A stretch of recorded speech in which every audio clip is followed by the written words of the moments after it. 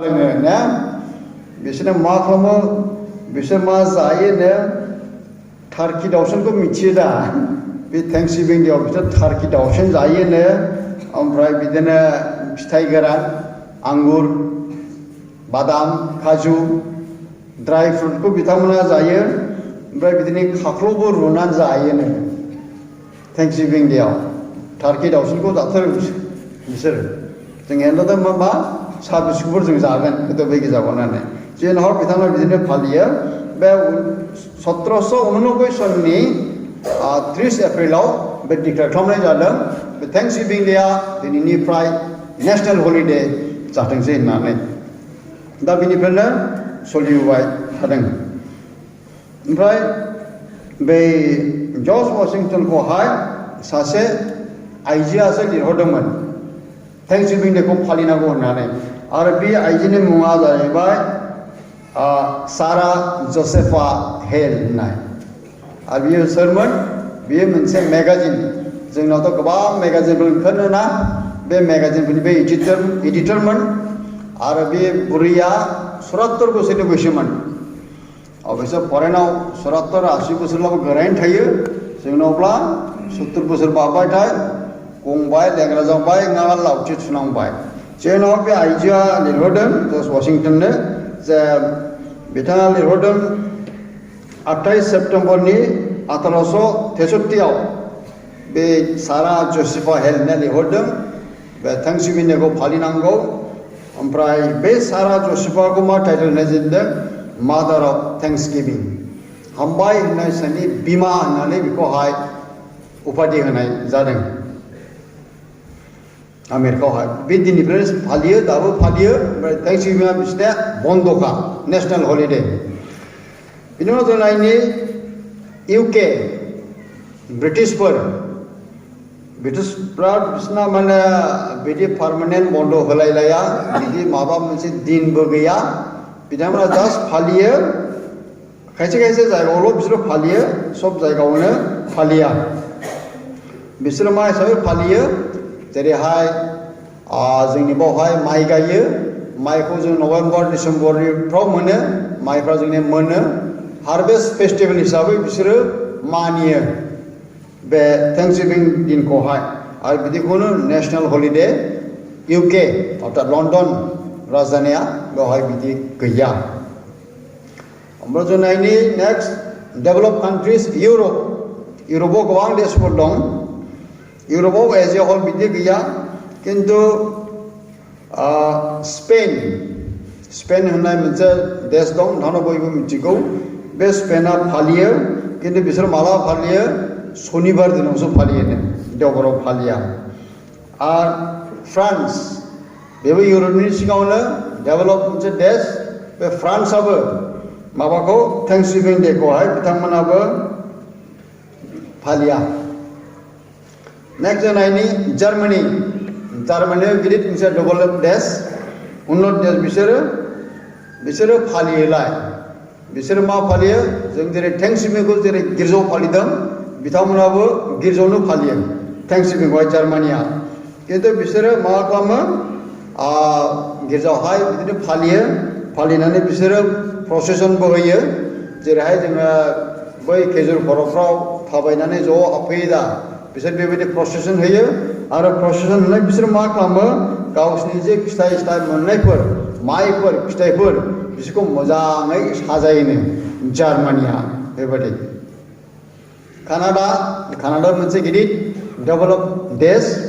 बिसोरबो फालियो बिसोर मा फालियो बिसोरबो बिदि रबिबाराव माबा हिसाबै गैया थेंक्सगिभिं डे हिसाब गैया बिसोरो फालियो किन्तु अक्ट'बर मासाव कानाडाया बिथांमोना अक्ट'बर मासाव फालियोनो आरो बेबो बे खेथि बाथि गायनाय फुनाय आबादफोरखौ लानानै बिथांमोना थेंक्सगिभिं डे फालियो अक्ट'बर मासाव अस्ट्रेलिया बिथांमोना बिदि फालिनाय गैया जोंनि गेजेराव आदा केरेन दं गोबाव बोसोरा 3 बोसोर थाहैदों बाजिथुरु नोंसोर लोगो मोनबोदों नामा थेंक्सगिभिं डे मोनाखै गोबाव थाहैदोंना आं मिथिनायाव फालिया मा फालियो बिसोरो खालि मोनसे आइलेन्ड दंनो नर्थफर्क आइलेण्ड मोनसे द्वीप दं बे द्वीपआव मा हिसाबै फुड फेस्टिवल जानाय लोंनाय जोंनावबो माजे समाय जायोना फुड फेस्टिवल बर'फोरनि फिथा सिथाव अनला नारजि बेफोरनि बे जाहैबाय जोंनि बर' कालचारनि बर'फोरनि जानाय जिनिस फुड फेस्टिवलाव जाय जि हारिनि जिखौ बानायो जोंनि बर'फ्रा बेखौनो बानायगोन फिथा सिथाव नारजि बेबायदि मा होनो अनला बेफोर जों बानायगोन बे जाबाय जोंनि बर'फोरनि जानाय जिनिसफोर बे अस्ट्रेलियावहाय बे टेस्ट नर्थफर्क आइलेण्ड होननायावहाय बिसोर बेबायदिनो फालियोनो करिया साउथ करियाथ' फ्राय खृष्टान गोजा खेबसे थांनो मोनबाय आं बेवहाय बिसोरो थेंक्सगिभिं डेखौ मा होनो गावसिनि भाषाजों चुचियक करियानफ्रा थेंक्सगिभिं डेखौ चुचियक होननानै बुङोनो थेंक्सगिभिं डे होननाय जायो बिसोरबो फालियो आरो बिसोरना मा लायो बै लुनार एक्लिप्स जोंनि अखाफोरा मासाव खेबसे नुजायो पुर्निमा जायो अमाबस्या जायो बे अखाफोरखौ लानानै बिसोरो बे थेंक्सगिभिं डेखौ फालियो आरो खुब इम्पर्टेन्ट होयो बिसोरो बे दिनखौहाय देटसिन फेस्टिभेल बिसोरनाबो बियो करिया बे मोननैबो फालियो नर्थ करिया साउथ करिया नर्थ करियावहाय ओरैनो खृष्टानफोर खमखा बिसोर कमिउनिस्ट देश साउथ करियाफ्रा खृष्टान गोजा खिन्थु बिथांमोना चुचियक हिसाबै थेंक्सगिभिं डे फालियो आरो बेखौ बिथांमोना खुब गोनांथि होननानै फालियो जाहैबाय ओमफ्राय जों थांनि चाइनाखौबो जों मिथिगौ कमिउनिस्ट देश होननानै चाइनायाव थांबाय आङो खेबथाम थांबाय खिन्थु लामा सामा बिदि गिदिर गिर्जाखौ नुवाखै आं बिदिनो कमिउनिस्ट देश हिसाबै बिथांमोना बांसिन न' सिङाव माबायो खिन्थु बयनिख्रुइ बांसिन बाइबेला फाननाय जायो चाइनायाव जों माजे माजे टिभिफ्राव नुयोना पेपाराव नुयो गिर्जा न'फोरखौबो सिफायनाय मानाय खिन्थु बिथांमोनाबो फालियो मा हिसाबै बिसोरना थेंक्सगिभिंखौ मा बुङो बिसोर गान एन्ड जि होननानै बुङोनो थेंक्सगिभिं डेखौ गान एन्ड जि आरो बिदि मण्डलि हिसाबै नङा समाज हिसाबै नङा गावबागाव लोगोफोर ओमफ्राय फरेननि गेजेराव गावनि गुस्थि बाहागि न'नि मानसिखौ लाबाय जाय लोगोखौ लाबाय बेखौ लानानै बिसोर थेंक्सगिभिं डे फालियो आरो बिसोरो थेंक्सगिभिं डेखौ गान एन्ड जि होननानै बुङो नेक्स्टआव जों थांनि रासियाथ' एक समाव बिराद गिदिरमोन बिसोर गावस्राबाय दाबो रासिया हिसाबै दं आरो जों रासियाखौहाय मिथिगौ कमिउनिस्ट कान्ट्रि होननानै ना कमिउनिस्टफ्राथ' इसोरखौ फोथाया इसोर दं होननानै बिसोर मानिखाया रासियायावहाय आं 2017 सनावहाय थांनो मोनदों रासियायाव सेप्तेम्बर मासाव जोङो 9-10 दिनसो दंमोन रासियानि राजधानिया जाहैबाय मस्को जोङो दिल्लीनिफ्राय डाइरेक्ट मस्को थांदों मस्कोनिफ्राय जोङो ट्रेनजोंहाय सेन्ट पिटार्सबार्ग होननायाव थांदों दा बिथांमोनाबो फालिया हामबाय होननाय सान फालिया ओमफ्राय बिसोरनावहाय मादार्स डेबो गैया फादार्स डेबो गैया रासिया थेंक्सगिभिंबो मानिया मादार्स डेबो मानिया फादार्स डेबो मानिया खिन्थु आं जेब्ला जों माबायाव थांबाय सेन्ट पिटार्सबार्ग बाहाय नुबाय गिर्जाफ्रा बिराद गिदिर गिदिर दं ओमफ्राय जोंनि गाइडनि द्वारा माखासे खोथा रायज्लायबाय आं सोंबाय बेवहाय जोंनि बायदि बेप्टिस्ट लुथारेन केथलिक बा बिदि CRC माबा बिदि डिनोमिनेसन गैया रासियाव जि खृष्टान दं अर्थ'डक्स खृष्टान बिसोरो अर्थ'डक्स गोजा ओमफ्राय बाहाय जों गिर्जा गंनैखौ हाबनो मोन्दों खुला दोनो ओमफ्राय बाहाय बिसोरनावबो बे थेंक्सगिभिंखौ हलिडे हिसाबै मानियो खिन्थु बावाखै 1992 नि उनावसो बिसोरो बे थेंक्सगिभिं डेखौहाय फालिजेनदोंनो दा जेब्ला रासियायाव थांबाय बिसोर बे सेन्ट पिटार्सबार्ग बाहाय मोनसे देरसिन गिर्जाजों हाबनो मोन्दों बिसोरना मालाय बे गिदिरथार गिर्जा जोंनावथ'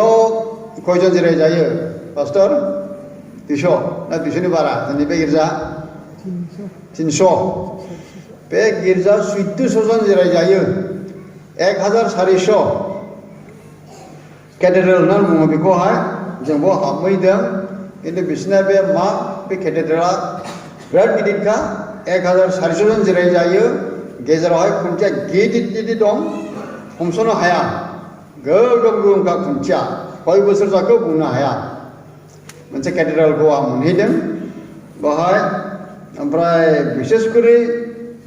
माबाया बेनो सप्तासे फुरा खुला थाखायो बन्द जाया देवबार दिनाव मा खालामोनो 8थानिफ्राय 9थासिम बिसिना गिर्जा 8 to 10 8थानिफ्राय 10थासिम गिर्जा बिनि उनावबो खुलानो थायो खिन्थु गिर्जा जाले मा हिसाबै बे मिउजियाम बादि आरो जोंबो हाबदों ओरैनो हाबनो मोनाखैलै गावसिनि फैसाजों 1200 थाखा टिकेटनि दामा 1200 रुबल थाखाखौ बिसोर रुबल होनो सासेयाव 1200 लायो टिकेटना जों गोजानो फैदों नालाय जों हाबबाय नायबाय सिङाव हाबना नायबाय बिराद गिदिरथार गायनाबो खोन्थाबाय बे 1400 जन बाहाय जिराय जायो खिन्थु देवबारा 8थानिफ्राय 9थासिम गिर्जा जायो ओमफ्राय बाखि दिना बे मिउजियाम जायखिया फै टिकेट दानांगौ हाबना नायनांगौ ओमफ्राय खुब नायनांगौल' गैया आं बुंखाबाय खुन्थियाबा बिराद गिदिर ओमफ्राय गोजौआवबो बिदि दरजा खिरखि दं नुबाय गोमो गोजा रङा गायनाय समाव बे मा बिलाय गोमोआलाय बे खोन्थाबाय बे जे दरजा खिरखियाव गासिनो गोमो नुदों गासिनो सनानिनो बियो बेसेबां सना दं बेवहाय 3000 टन्स एक टनाव बेसे 1000 केजि दा होमब्ला 9000 केजि बे केथेड्रेलनि गिर्जानि गोजौआव थानाय खिरखिफ्रा साजायनाया गोमो सना गोजा 9000 केजि सना दं जाबाय बेवहाय बेनो खुब माने आसरित मोनथावथाव दा बेबायदि गासै माखासे देशफोरखौ आं हायाखै खिन्थु बबे देशआव माबायदि फालियो आं मोननाय हिसाबै नोंथांमोननो बुंबाय आरो दा जों नायलांनि जे बाइबेलखौ फरायनि प्रथम थेसलोनिकिया 5:18 সকলো বিষয়তে ধন্যবাদ কৰা কিয়নো তোমালোকৰ প্ৰতি খ্ৰীষ্ট যীশুত ঈশ্বৰৰ এই ইচ্ছা जोंखौहाय ख्रीष्ट যীशुनो लुबैदों जे प्रतिटु खेत्रआव नोंसोरो हामबाय होन धन्यबाद करा हामबाय होननो थिनदों थेसलोनिकियानि बे 5:18 पदआवहाय आरो दहाय फरायदों ना बेखौहाय गितफोरनि 50 नम्बर 14 গীতপুনি 50 নম্বৰ চুইডিঅ তুমি ঈশ্বৰৰ উদ্দেশ্যে স্তূপ বলি উৎসৰ্গ কৰা সৰ্বোপৰি জনাৰ উদ্দেশ্যে তোমাৰ সংকল্প সিদ্ধ কৰা বলি স্বৰূপ বলি प्रथा गोदो पुराना रदायावहाय गोजाम रदायाव जों नुयो बै समाव बिदिनो बोरमा हाथारनाय मा हाथारनायफोर दंमोन दाबो जोंनि नन ख्रिस्टान भाइफ्रा बलि बावोना सोरबा दाउसा हाथारनो सोरबा फारौ हाथारनो सोरबा बोरमा हाथारो बेबायदि जों नुनो बाइबेलबो दङ गोदोबो खिन्थु जों दा जोंनि थाखाय जिसु ख्रिस्टनो बलि जाबाय थैबाय क्रुसाव जेखौहाय जों गुड फ्राइडेआवहाय मानियो जिसु ख्रिस्टनि थैनाय सिखांफिननाय दा जों बलि प्रथाखौ गोदान रदायाव जिहेतु जों गोदान रदायाव फैबाय जोङो बैखौ गारबोबाय बेबायदि दाउसा हाथारनाय होन बोरमा हाथारनाय होन फारौ हाथारनाय होन बे दा जोंनाव गैलिया जोंनि थाखाय इसोरा गावनि फिसा जिसुखौनो हरबाय संसाराव क्रुसाव दोख्लाबजाबाय जों मिथिगौ बे जंजों सुजादों आथिं आखायाव गाजोल दोजादों बिनि अहेबनिफ्राय थै गदों आखाइ आथिंनिफ्राय थै गदों बोहैदों आरो जों फोथायो बे जिसुनि मोदोमानो मोदोमनि द्वारा जोंनि बेमार आजार पापखौ बियो बानदों गावनि थैजों बे जोंनि पापखौ सुस्रांदों जोंनि थाखायहाय आरो बेखौनो दाविदा बुंबावदों गितमाला 9 नम्बराव जों नायनि गितमाला 9 नि 1 पदआव মই মোৰ সকলো চিত্তেৰে যিহৰ ধন্যবাদ কৰিম তোমাৰ সকলো আচৰিত কৰ্ম বৰ্ণাম आंनि गोसो मोदोम जिउजों प्रभु आं नोंखौ हामबाय होनगोन आरो नोंनि गासै बे आसरित खामानिफोरखौहाय आं खिन्थागोन होननानै दाविदा बुंदों बे गितमालानि 9 अध्याय 1 पदआवहाय दिनैहाय जों मिथिगौ जाय जेरै हायो जोङो जोंनि दंनायफोरखौ फैसाखौ दान होबाय आं बाहेरायाव नुदों माइ बस्थाबो लाम दं आं दाउबो गोबां खानाय नुदों जिब जुनारबो दं जायनि जेरै दं जेबायदि केपासिटि दं हयथ' सोरबाबा बोसोरसे मानि जोंनि आइजोफ्रा थिनानै दोनदों हयथ' आं बे दाउला मासेखौ हैगोन सोरबाबा खेथि मावग्राव बुंदों आंनि जि माइ मोनगोन आं एसमन हैगोन सोरबा हयथ' थांनाय बोसोरनि जानुवारिनिफ्रायथ' दोनबोदों फैसा एसे आं खालमासिनि थेंक्सगिभिं होगोन होननानै निस्सय होफैबाय आरो बे जे नोंथांमोना दान होबाय निस्सय बिनि माबा मोनसे उद्देश्य दं मेन उद्देश्यआ जोंनि मन्दिर डेभेलप जानांगौ आं नुनो मोनदों बे जोंनि गेस्ट हाउसआवबो आधाय दङ हयथ' बेयावबो बाहायनो हागौ बा दस्रा खामानियाव बाहायनो हागौ बेबायदि मोनसे गल्पबादि बुंनो सानदों ब्राजिलावहाय गामि सिङावहाय मोनसे गिर्जा दंमोन जोंनिथ' बे गिर्जा गोदान दा गोबाव जोरगोन ब्राजिलनि बे गिर्जा एकदम फुराना अखा हाब्ला थिङाबो गलंबाय दै सेरो आरो बे इन्जुरफ्राबो गाहां गाहां गावनाय फाक्कानोबो जेब्ला बांद्राय फुराना जायो बेदगावो दा बा बारहुंखा बांग्रि मावला गोग्लैनोबो हागौ आरो जेब्ला फुराना जायो बे थिङाबो अखा सेरो बेबादिनो बे अबस्थामोन ब्राजिलनि गिर्जाया बे गामि सिंनि गिर्जा दै बियो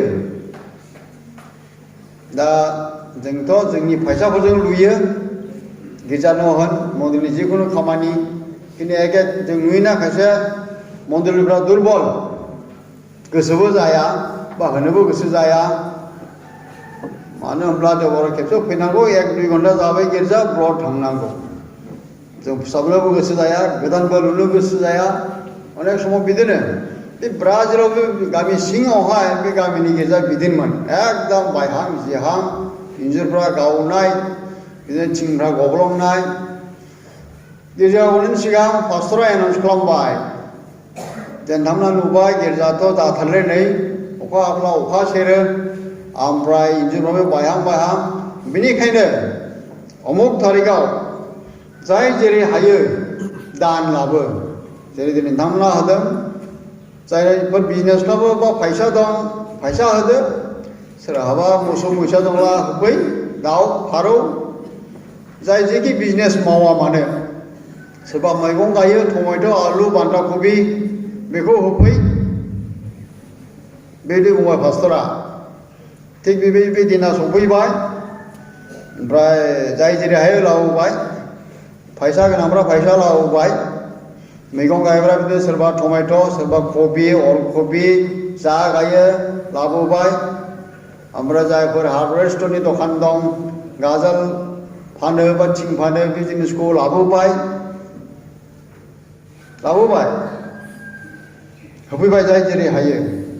ओमफ्राय गिर्जानि फारसे खनाजों नुबाय गंसे कफिन दं कफिनाखौ मिथिखायो दा बर'नि मा होनो आं बुंनो रोङा बेखौहाय कफिनाखौ जों बाहायो जेब्ला मानसि थैयो कफिन बानायनानै दंफांनि बानायनानै जों बे गोथै मानसिखौ दोनो ओमफ्राय जों फबहैयो जोंनि खृष्टानफ्रा सासे सोर बै खनाजों कफिन दोनफैबाय बेखौबो होफैदों थारमाने दानखौनो होफैदों पास्टरबो बुंबाय नालाय जाय जेरै मावो जेखौ मावो होफै दखान गोनां दखाननि जिनिस होफै सोरबा लाम्बेरा गायदोंब्ला लाम्बेरा होफै खनाजों सासे कफिन दोनबाय दानिया गिर्जा फैग्रा मानसिफ्रा गावजों गाव खावला खावलि नायलायबाय ओइ सोरथो थांखो दिनैलाय सोर थैखो होननानै गावजों गाव नायलायलायबाय सोरनि थोरा होननानैलाय जोंनि मन्दिरावलाय सोरबा थैबाय नामा रावबो सिखारजाया मिथिया दा जेरै बे जिनिस फैसाथ' फैसा थाबाय लामायावथ' सोरबा बायनांगोन दा बान्दा कबिब्लाबो फुल कबि बायनांगौ अक्सन होयै होयै बायजोब्बाय दानिया गासै जोबनायनि उनाव मानसिफ्रा सन्देह जादोंमोन सासे बोराइसा खनाजों जिरायदों बे लावदों नामा होननानै आरो बे बानायो कफिन हय हय जेब्ला बे जिनिसफ्रा अक्सन जाजोब्बाय बे बोराया बे कफिन बै खनानिफ्राय बुद्रुनानै बोयै बोयै लाबोबाय दा बे अक्सन जानांगौ दा सासे भाइया गसंना बुंबाय बेबोथ' अक्सन जानांगौ कफिन ना मानसि फग्रा सासे बुंबाय आं 15,000 होनायसै किन्तु बे 15,000 कफिना सोरनि पास्टरनि नामाव बायनायसै बे कफिनाखौ 15,000नि पास्टरा टांखि दांथिनो आंल' नाङा आंलाय मान आं थाखाय मान बायनांगौ होनलाय ठीक আছে आङो 25,000 होनायसै सोरनि थाखाय महिला फालकनि थाखायहाय जाय फालकनि बिनि नामै बायबाय हो आं 20,000 होनायसै महिला फालकनि हिन्जावफ्रालाय एसे मोदै गखायो दा बे महिला फालकनिबो बेसेर गाबलायलायबाय आंनो नांथाराहाय होननानै दानलाय मान कफि नांगौसै आंनोलाय दा बे महिला फालकनियाबो मा जाबाय ठीक আছে आङो 30,000 होनायसै जोंनि सासे महिला इसोरनि मावग्रा दं बिनि नामै जाथोंसै होननानै बेबो मेगन देबफ्रुलायबाय दाने नों आंखौ सिथारनो लुबैदों ना माथो आंनो जे 30,000नि कफिन बायनो हागोन आंखौ सिथारनो नामा होनलायना बेबो मेगन देबफ्रुलायबाय गाबगु खुगु जालायबाय रावबो बाया सोरबा बायनानै होनो नागिरदों होमब्लाबो लाया माथो खालामनो कफिनखौलाय कफिन लानाय माने थैनो थांनाय बादिसो जाबाय दा लास्टआवहाय सासे मानसि ओंखारबाय बोराइसा बिराद माहाजोन खिन्थु बे बोराइब्लाबो बे बोराया मा खालामबाय ठीक আছে आं बे कफिनखौ 1 लाख होबाय आरो बे 1 लाखनि जे आं कफिन बायबाय बे जाय बोराया बे कफिनखौ बानायदों बिनि नामै जाथोंसै आरो बे 1 लाख थाखा गिर्जा मेरामत खालामनायाव थाथोंसै होननानै बेबादिनो बे गिर्जायावहाय थाखाया सिखांबाय आरो बै समनि 1 लाख थाखा बिथांमोना बेजोंहाय गिर्जाखौहाय लुखांबाय दा बेबादिनो जोंनावहाय अनेक समाव आसरित भाबै इसोरा मावो डाइरेक्टलि मावाब्लाबो इनडाइरेक्टलि मावो किन्तु जोंनि हामबाय होननायजोंहाय जों दहाय टेस्टिमनियावबो जों मोनबाय मनजना बुंलांबाय आरो बिदिनो जे बाइबेल फरायदों बेयावबो जों मिथिनो मोनबाय हामबाय होननायनि बिसयहाय जोङो गितफोरनिनो बाइबेलखौ मोनसे नायबावनि 106 गीतफोरनि 106 নম্বরনি 1 তোমালোকে জিহ্বার প্রশংসা করা তোমালোকে জিহ্বার ধন্যবাদ করা কিয়নো তেওঁ মঙ্গলময় কারণ তেওঁৰ দয়া চিরকাললৈকে থাকে जोङो अरायबो इसोरखौ प्रशंसा खालामनांगौ हामबाय होनांगौ धन्यबाद होनांगौ मानोना बेनि अननाय गासैबो जोबजासे थायो चिरकालলৈके जों थैजासे इसोरनि अननाया जोंजोंहाय थागोन इसोरा अनसुला इसोर जों बयबो मिथिगौ आरो जों साफ्रोमबो निश्चय बुंनो हागोन नोंथांनि सायावहाय इसोरनि आशीर्बादा माबादि जों जुदि इसोरखौ फोथायोब्ला अनोब्ला गियोब्ला जोंनि थाखाय इसोरनि आशीर्बादा मालाबाबो खम जानो हाया जों जेखौ नांगौ जों जेखौ बियो मोनो दहायबो जों टेस्टिमनियावहाय खोनानो मोनबाय आरो बेबायदि गोबां हयथ' नोंथांमोननि गेजेरावबो दङ जोङोहाय हयथ' बेबायदिखौ जोङो मोननो हायो जोङो मथियाव नायबावनि बाइबेल पद मथि 6 6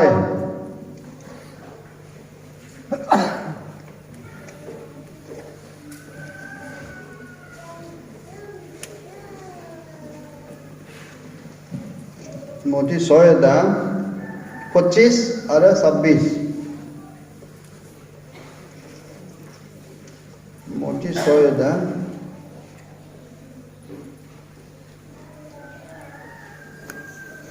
25 ada 26.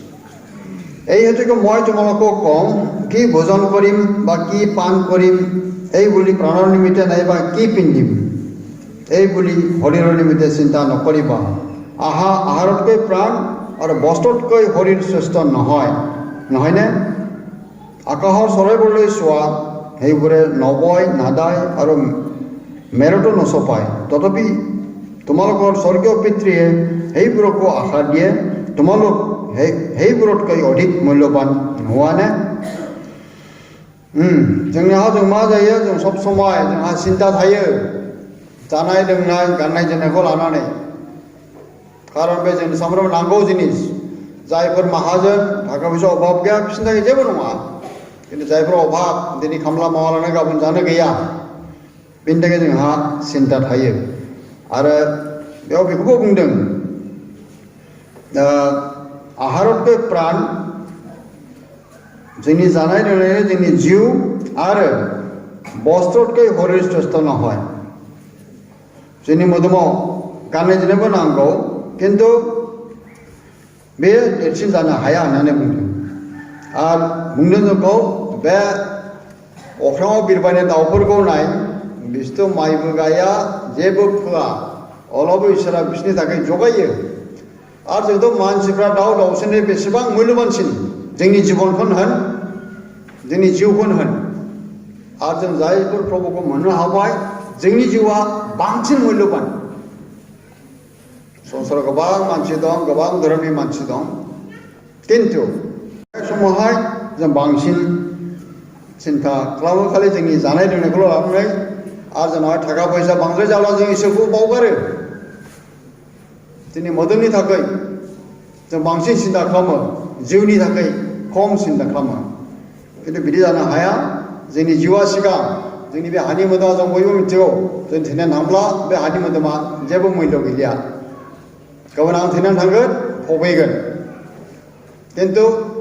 बे आंनि जिउ नोंथांनि जिउ बे दाम गोसा मुल्यबान बे आंनिबो नङा नोंनिबो नङा इसोरनिसो गतिके जोङो बांसिनै इसोरनावहाय बे खेत्रआवहाय सांग्रां जानांगौ जोंनि जिउनि थाखाय जों बांसिन सिन्ता खालामनाया मोजां सानसेखालि मोनसे मन्दिराव बिदिनो थेंक्सगिभिं डे जादोंमोन गिदिर गिर्जाया आं बिदिनो आलासि लिंहरलायदों बिसोरबो मोजां इसोरनि खोथा बुंग्रा आलासि लिंहरदोंनो बे मन्दिरावहाय थेंक्सगिभिं डे ओमफ्राय बे मन्दिराव मा खालामबाय जोंथ' जेनेबा दा गेजेराव साहा पानिल' लोंगोन बिसोरनो ओंखाम जागोन अमा गिदिर सिथारदों 2 मनसो जानायनि अमाखौ थिगसे सिथारबाय सावबाय सावनानै जेब्ला खदालफोरजों हवा होमब्ला बिगुरखौ थिल थिल मोजां जायो दा 2 मन गाहाम जानायनि थिल गोथाव नुलायखादों हजोब्बाय दा ओमफ्राय बे आलासिनि मोखाङाव लाबोबाय बे अमा सावखानायखौहाय गथायैनो बिबुल' गारदों मोजां संनानै लाबोबाय बे आलासिनि मोखाङाव लाबोबाय सासे मानसिया सिखा गोलाव लानानै फैबाय गिदिर दांग्रा बे आलासिया फैनानै दाना बे सिखाजोंहाय अमानि लान्जायखौ थबस्र' दानबाय हरदाब जबाय बे आलासिनि खाथियाव दोनबाय बे लान्जायखौहाय आलासियालाय सानबाय मा जाखो बियो अमा एफाबायदि लाबोबाय लान्जायखौल' दानस'बाय बे लान्जायखौ बे आलासिनि खाथियाव दोननानै मोदोमाखौ आराम लानानै थांबाय आलासिया सोंबाय मा जाखो बियो बे मोदोमखौलाय मा बहा लांखो होनबाय बेखौ जों जाहैनोसै होनबाय ओमफ्राय बे लान्जायालाय बे लान्जाया इसोरनिनो लान्जायखौ इसोरनो दोनबाय बे मोदोमा जानो लांबाय लान्जायालाय माथो बेसेबां गिदिर ओंखारगोन ना मोदोमासो दा मेजेमासो दा जोंबो बिदिनो अनेक समाव साबसिन जिनिसा इसोरनाव फैया जायखौ उदाया जों बेफोरखौसो होयो आरो बेखौ बुंनो थाङोब्ला जोङो बै जोंनि पुराना नियमनि गल्प हेबल आरो कइन हेबलनि दानखौ इसोरा नाजावदों कइननि दानखौ इसोरा नाजावाखै मा खारन बेखौ जों बयबो मिथिगौ दा गतिके दिनैहाय जोंनि ख्रिस्टान जिबनावहाय जों नुनो मोनो जे जोङो साबसिन जिनिसफोरखौ इसोरनो होनांगौ दिनैहाय निस्सय जायफोर जेनेबा दाउला खासि बा दाउला भेरा लाबोदों हयथ' बियो न'खरनि गेजेराव साबसिन जादों खोमा आरो इसोरनि मुङै दोननाय जिनिसफ्रा साबसिन जायो दिनैहाय जोंनि जिबनखौ लानानै जोंनि फोथायनायफ्रा गोख्रों जानांगोन जों बयबो हामबाय होननांगोन इसोरखौहाय 2020आव एथ' गोब्राब टाइमनि गेजेराव जोंखौ बासायनानै लाबोनानै 2021 बे जानुवारिखौ जों मोननो हाबाय दा जोंनि ख्रिस्टान जिबनानो बिश्वासानो फोथायनाय गैयाब्ला जों जेबो खालामनो हाया सासे उन्दै गथ' दंमोन 8 बोसोरसोनि गथ' 8 बोसोर जाब्लालाय स्कुलावबो थांनो रायज्लायनोबो हायो दा बे गथ'नि बिफा गैयामोन ओमफ्राय बिनि बिमाया गेदेर बेमार जानानै हस्पिटालाव दोनजाबाय सिरियास बेमार ओमफ्राय दा बे गथ' मानसि बिफाबो गैलिया हस्पिटालाव नार्सिं हमफ्राव लांनोथ' थाखा फैसा बुरजा नांगौ बेबो गैया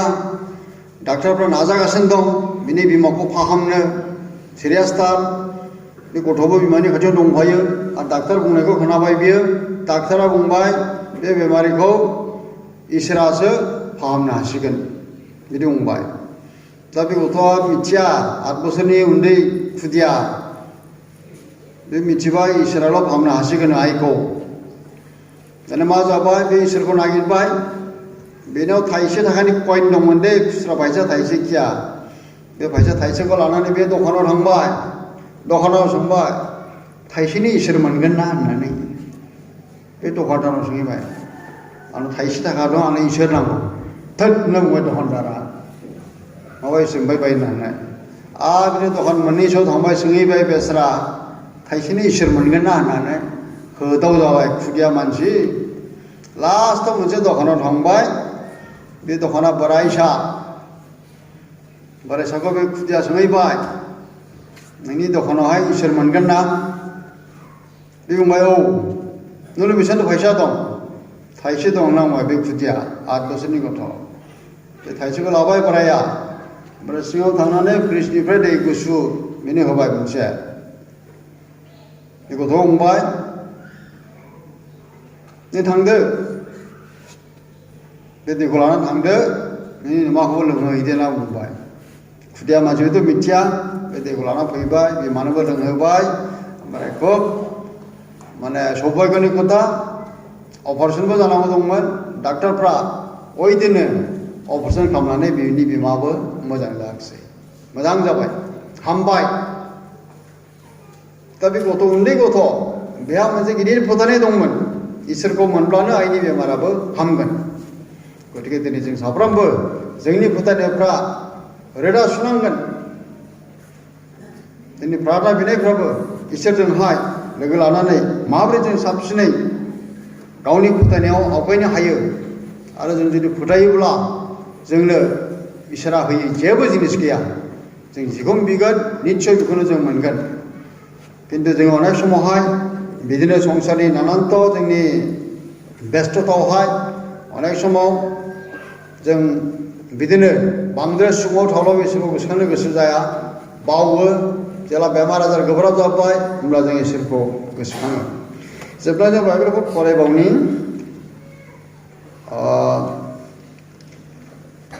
फिलिपिया 4:8 फिलिपिया 4:8 17 आरो 19 খুব সময়বোৰ পঢ়াইদিম নামা মই যে দান বিচাৰিছোঁ সেয়ে নহয় কিন্তু তোমালোকৰ হিচাপত বহু লাভজনক ফল দেখিবলৈহে বিচাৰিছোঁ কিন্তু মোৰ সকলো আছে এনেকৈ উপচি পৰিছে 19 মোৰ ঈশ্বৰে তোমালোকৰ সকলো অভাৱ পটপেৰে নিজ ধন অনুসাৰে খ্ৰীষ্ট যীশুত পূৰ্ণ কৰিব आं जे दान बिदों इसोरा जोंनिफ्राय दान बियाखै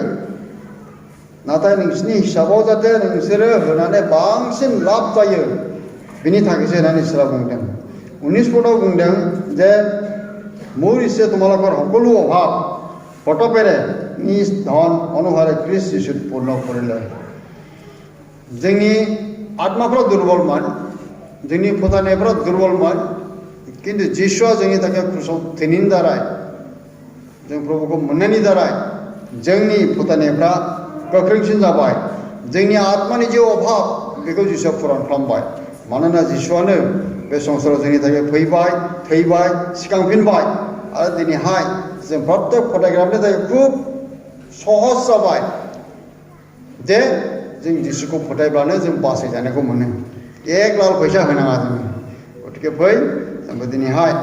जोंनि फोथायनायफ्रा गोख्रों जानांगोन जोङो दानाखौनो जबरदस्ति नङा जों दान होदों आरो जों दाननि होनायनि सायावहाय इसोरा आशीर्बाद दं आरो बे आशीर्बाद साफ्रोमनि सायाव जों जेसेबां होदों बेनि बांसिन आशीर्बाद जों निस्सय मोनगोन गतिके जोंनि फैगौ समफ्राव जोङो गतिके जों आसा खालामनि जाहाथे जों साबसिनै प्रभुखौ जाहाथे हामबाय होनो हायो बेबायदिनो जोङो प्रत्येकजों नाजागोन आरो जों मण्डलिया जौगानांगौ जोंनि फोथायनायखौ जों बावलांनांगौ हामबायसै